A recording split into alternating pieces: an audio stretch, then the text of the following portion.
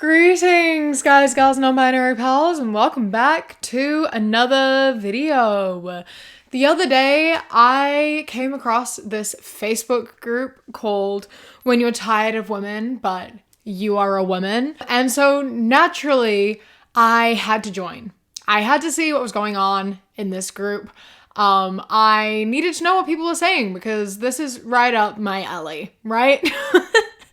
Because, you know, the title itself, the group name itself is a big yikes, and I needed to know what was going on. So I logged into my, fake account where I am a, 40-year-old white Southern American woman, where my, header is something like, God is great. Because, you know, I needed to make one of these accounts. I was trying to get into a Christian moms group and they wouldn't let me in. But this one did let me in, but not after I had to fill out and answer some questions, which I felt very uncomfortable answering, to be honest, because I had to get into the mindset of the people who would be joining this group. And I hated it. This is not an I hate all women group. Do you consider yourself a feminist, red pillar, or liberal? To which I answered liberal, because this group does have in its rules that it doesn't allow red pillars or feminists. And it feels like a very liberal sort of group, you know, not leftist, definitely not leftist. But it does have sort of liberal sort of vibes, you know, I think feminism was good before, but now it's just shit, you know, that sort of energy. And then though it asked, are trans women real women and why? And this question made me uncomfortable because I know the answer that they're looking for. I know that they want me to say no. And so I had to answer that because I had to get into the mind of these people, and I felt so dirty and gross writing out that answer and typing it out. But I really wanted to get into this group, so I couldn't not answer like that. And then the final question was, is sex work morally right? And why do you want to join our group? And so I said, no, I think that women do it for attention instead of working hard and having self-respect like the rest of us. And I am sick of being made into a villain for not agreeing with modern values. As why I wanted to join the group, topping it off with an eye roll emoji. And then you had to read the rules, which is there are no feminists or red pillars allowed, no children are allowed, you're not allowed to be offended. Aggressively childless people aren't welcome. Don't be trash, be decent to others. This is an international group, no racism allowed. Censor and alter speech that Facebook considers hate speech.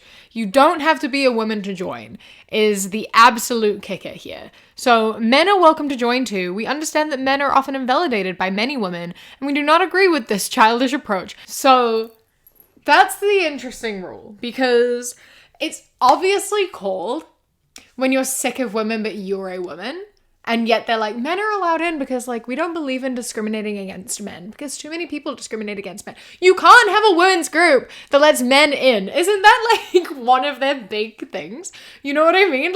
They're transphobic because they don't want men in women's spaces despite trans women not being men. And then they've created a women's space where they're we're sick of men being discriminated against. Men are welcome in this women's space. That's so bizarre. That doesn't align with anything that they usually push. So a lot of this group is just men being misogynistic and complaining about women. So much of it, a majority of it is just men who are looking for an excuse to be misogynistic, which is so wild. I don't understand the point of this group if men are just coming in here and being misogynistic.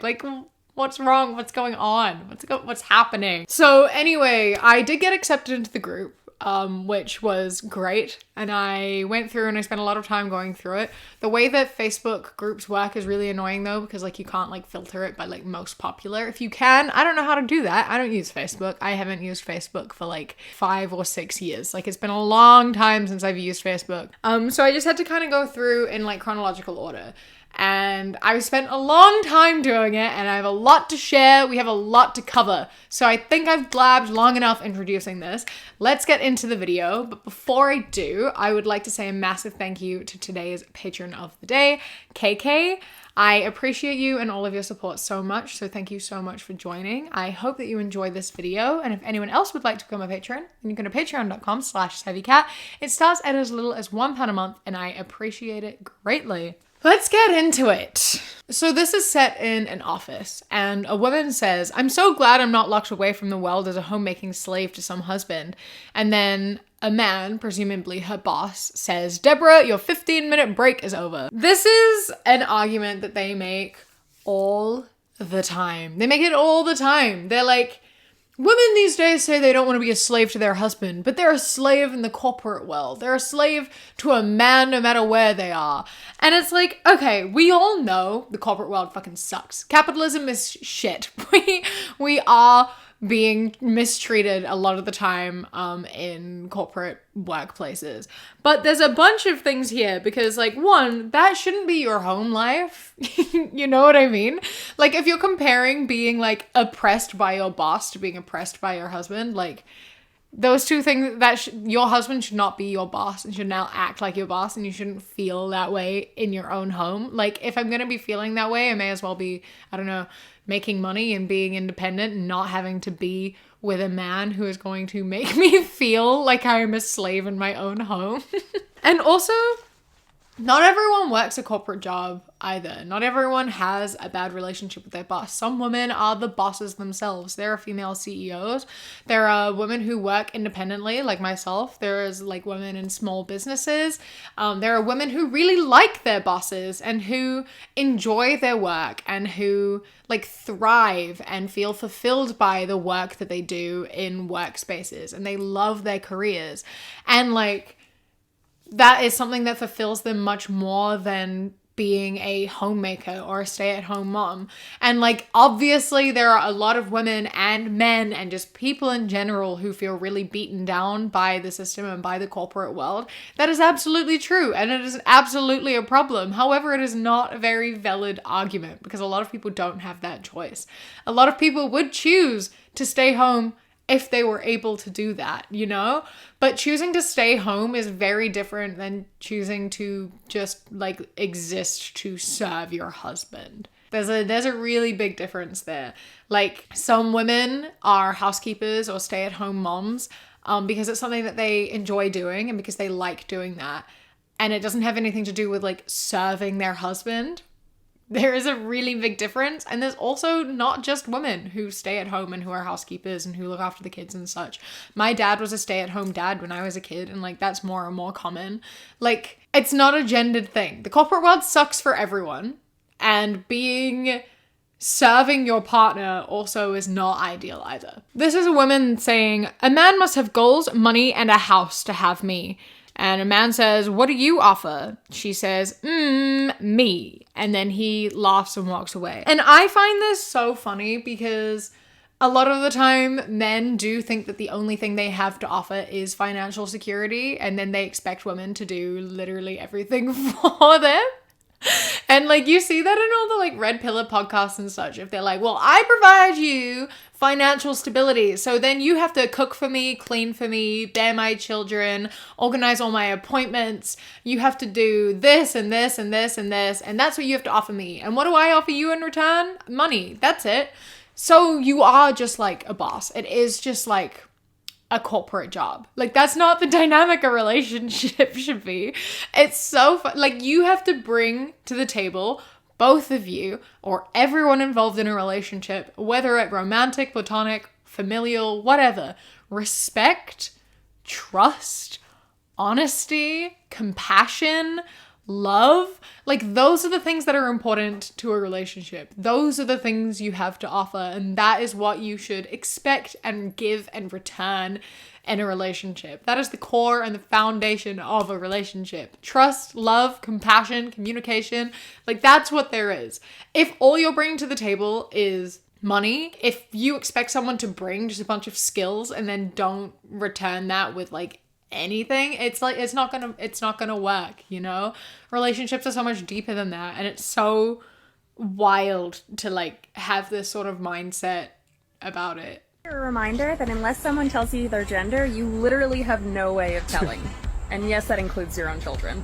I don't care how young they are. I mean, I can literally tell right away this is a woman speaking. And your gender is determined by your genetics, not by some ideology pushed by blue-haired weirdos. You don't always know, though. And like, you are assuming that this person is a woman. You don't know that. You don't know someone's gender. Even with cis people, you can still make the wrong assumption because there are a lot of masculine presenting women and a lot of feminine presenting men. And sometimes you aren't going to know just by looking at someone the gender they identify as, whether they're trans or cis. Like, it doesn't matter. You're not always going to fucking know. It is genetic. Like, there is biological and scientific genetic reasoning why trans people exist. It's not just like a feeling. It's not just like, I want to change my gender.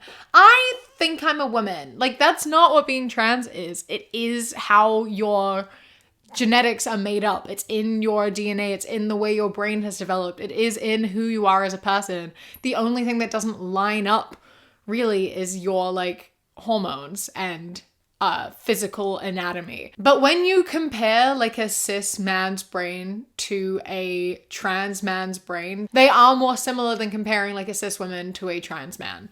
Like, they are the gender that they say that they are. You don't always know. It is like biological. It is scientific. That is how it works. But you can't always tell. And that includes with kids, right? Like, there's a comment, I have a son. Blood work confirmed it at 12 weeks pregnant. His genitals have further confirmed. He is and always will be a he. Like, it's so invalidating, right? Like, what does it matter? What does it matter if your child came to you one day and was like, I don't feel comfortable with this label. I don't feel like it fits me. I am not a boy. I am a girl. And you're like, no, you're not, because your blood work when I was 12 weeks pregnant said you were a boy and you have a penis, so therefore you're a boy. Like, it doesn't have to work like that. It doesn't work like that. And it's not very difficult to just accept people for who they are and how they choose to identify. Just let people exist. It's got nothing to do with you. What gender people are doesn't matter. Like, for a group that likes to be, I'm sick of people discriminating against men, so men are welcome in our space. Like, you don't think gender matters. You don't think it should matter. It should play a part in how you're accepted in society or anything. And yet you make it such a big deal. Like, it doesn't matter what gender someone is. Just let them exist. This says, Shorty didn't hold back at all. Posting again. There are no good men out here, say many women. Actually, no, sis. They are out there, but they avoid you because you're disrespectful, you're unappreciative, you complain all the time about everything, you're materialistic, the opposite of a wealth builder, you're loud and unpleasant, you're a slay queen, whatever that is, you think your career is more important than family, you don't even like children, you're negative, you're a user, you think sex is for fun, the way you dress is embarrassing, being with you would be like being with another man, all you do is talk about yourself and what you want, you have standards, but are actually below standard as wife material. My favorite one on this list is number 13. Being with you would be like being with another man.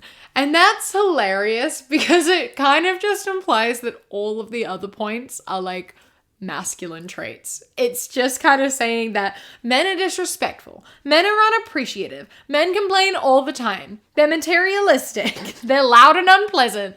Because if those are the points that you have, and then you're like, it would be like being with another man. Like, okay, so you're just saying that men are trash then. You are just saying that men are bad partners, but women should expect that and be the opposite to balance that out. Like, that's so funny. It's so funny to just like be out here and say that and not even realize that that's what you're saying either. Just being like, being unpleasant is inherently masculine.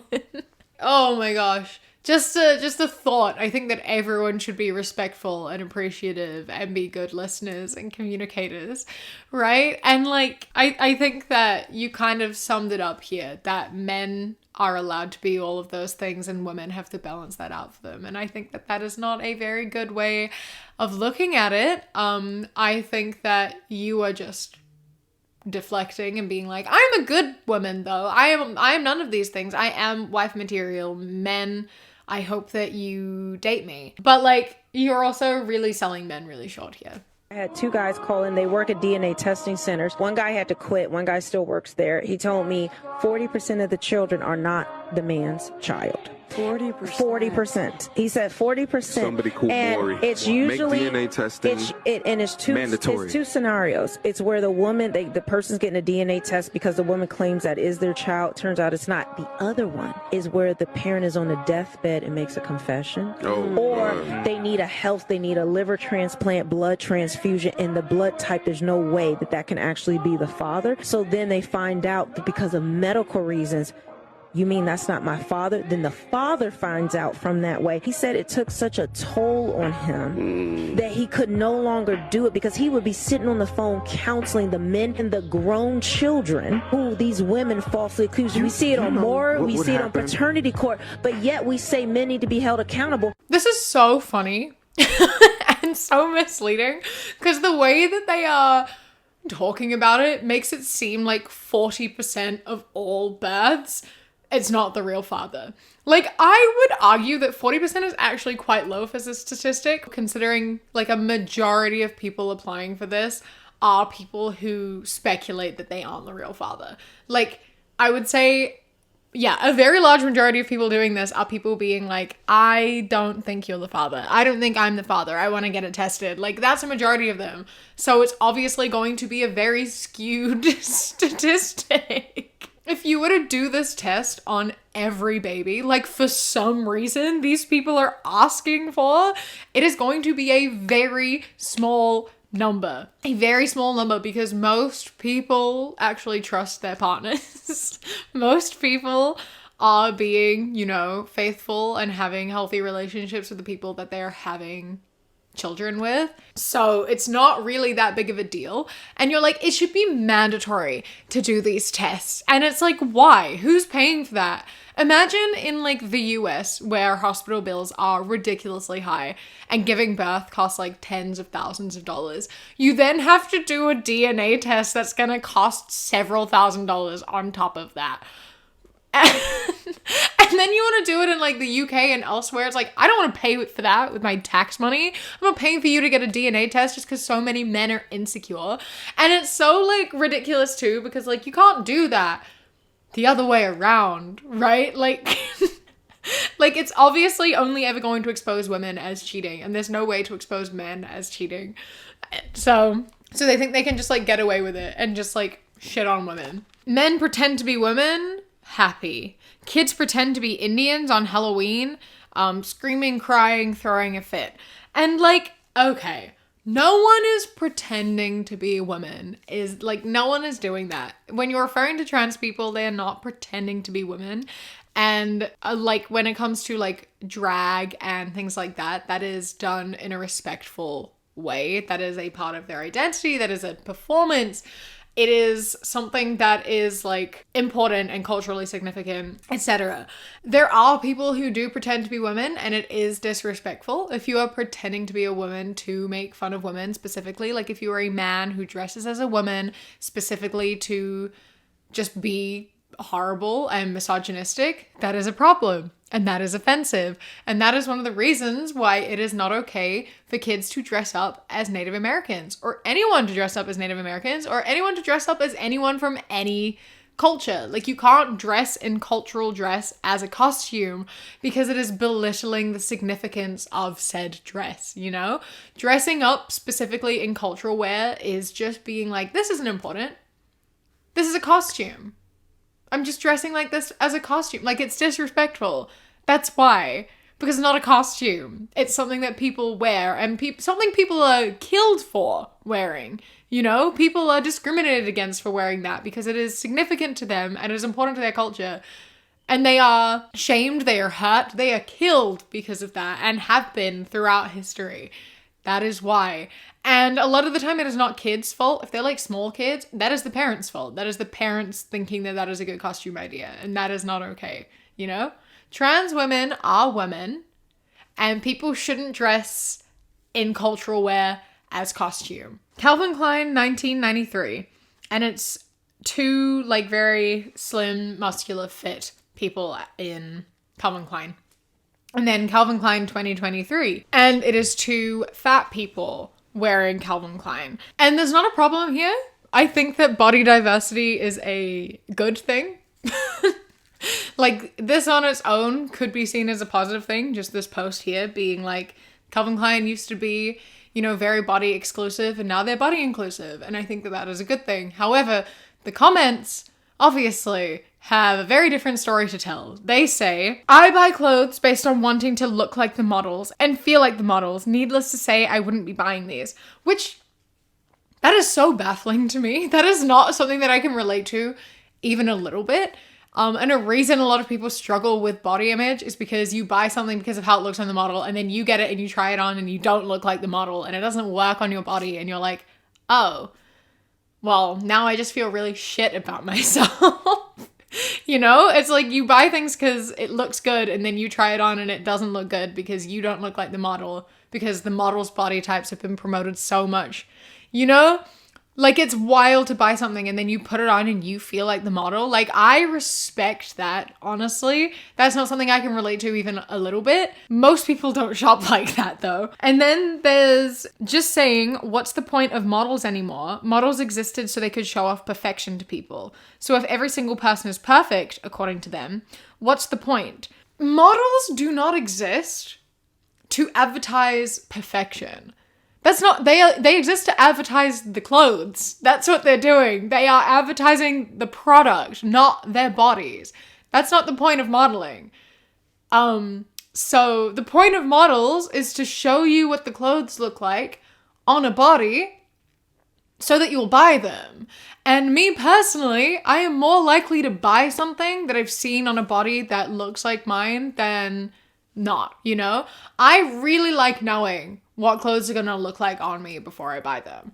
And especially with online shopping now, where like I don't try clothes on in store ever anymore because I don't go into shops. I like buy stuff online most of the time. It's really helpful if I see it modeled on someone who is my size and more my body type, so I know what it's going to look like when I buy it.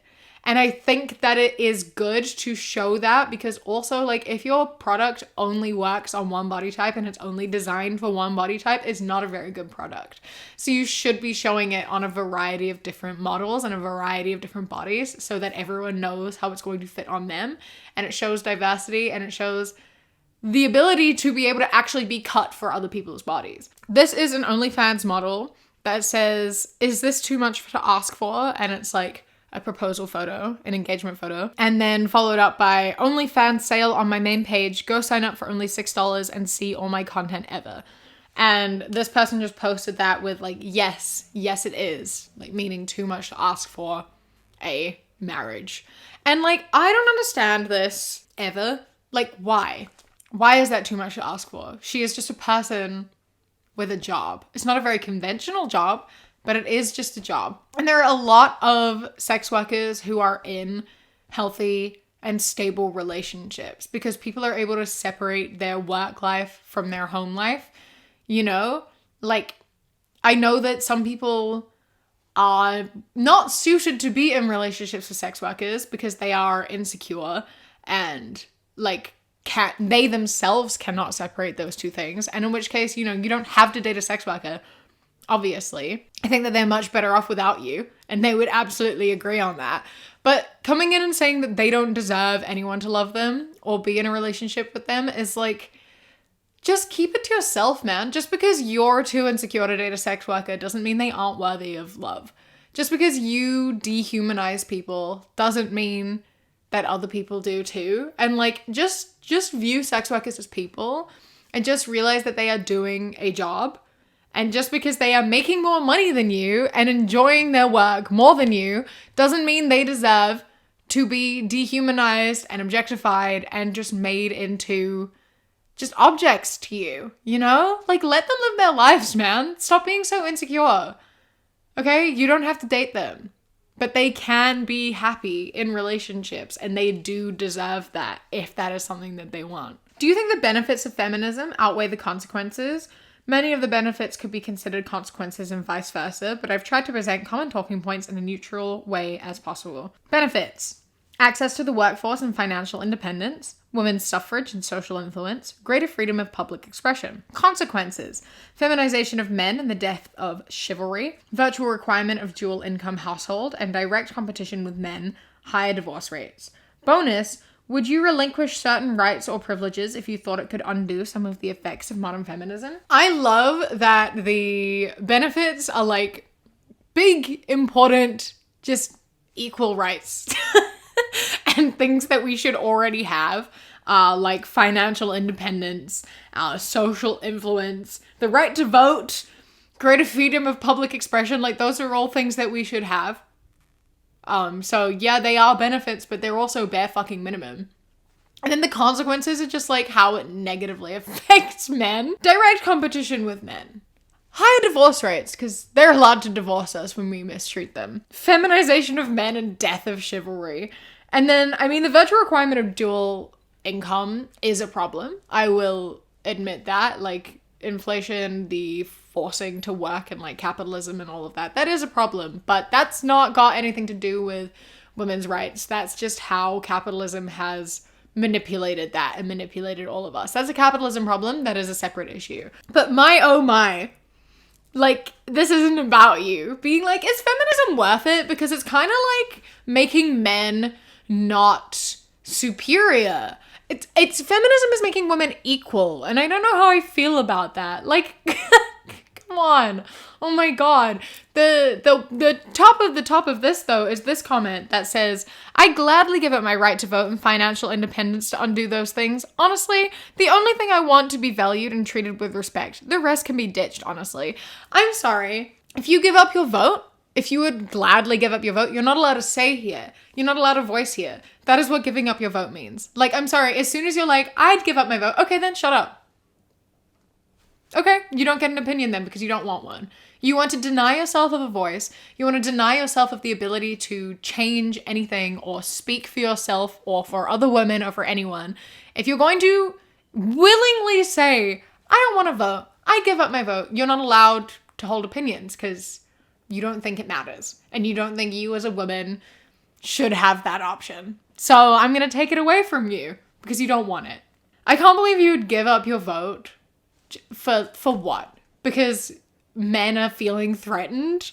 Because you have to work? Like, anyway, this has been the Facebook group When You're a Woman But You Are Sick of Women, featuring mostly men because men are allowed to complain about women in a woman's space, apparently. I hope that you enjoyed the video. Let me know your thoughts as usual.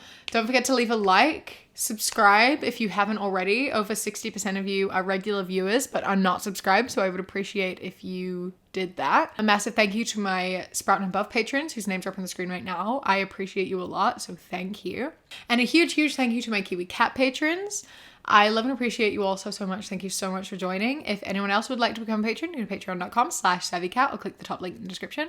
For as little as £1 a month, you get my videos a day early, as well as podcasts a week early. And then for £3 and up, you get things such as outtakes, bonus mini podcasts, live streams, vlogs, music, and more.